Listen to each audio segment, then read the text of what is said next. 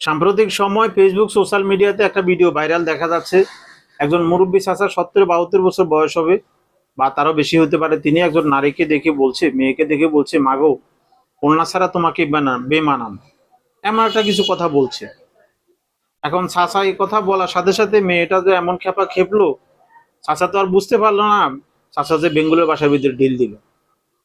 তো আমি এই কথার উপরে বলতে চাই এটাই, আপনি পতিতালয়ে গিয়ে যদি কোনো নারীকে বলেন যে তুমি এত সুন্দরী, তুমি কেন এই কাজ করো, তুমি তো এখন সংসার করতে পারো, তোমার রাজা হলে রাখবে, ওই নারী তখন আপনাকে প্রশ্ন করবে, ঠিক আছে আমি যেহেতু সুন্দরী তুমি আমাকে বিয়ে করে নিয়ে যাও, তখন তাৎক্ষণিক অবশ্যই আপনি বলবেন যে না, অথবা বলবেন যে ঠিক আছে আমি তোমাকে পরে জানাবো, কিন্তু এটা সম্ভব না।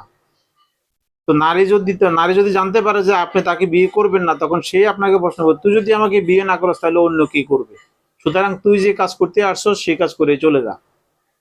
কথাটা এটাই বোঝাচ্ছি যে চাচাই যাকে শাসনটা করছে, আসলে আমি বলবো কি, রাস্তাঘাটে হাঁটা চলার সময় এই সমস্ত মানুষগুলাকে শাসন করতে কখনোই যাবেন না, কারণ এদের কাজই হচ্ছে এভাবে চলাফেরা করা।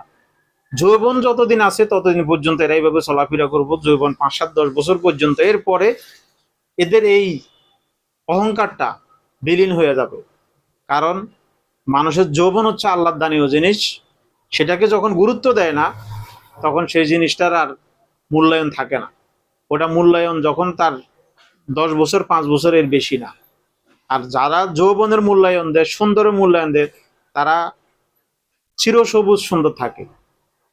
তো আমি বলবো, চাচা ভাই, আপনারা রাস্তায় চলাফেরা করার সময় এই সমস্ত নারীদেরকে সতর্ক করবেন না, তার মতো তাকে চলতে দেন।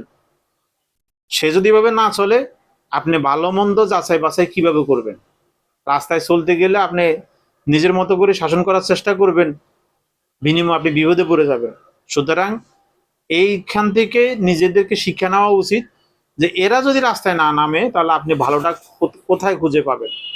আর ভালো খুঁজে পাওয়ার জন্যই এই সমস্ত মানুষদের জন্ম হয়েছে, এই সমস্ত মানুষরা এই পরিবেশে চলবে, এটাই স্বাভাবিক।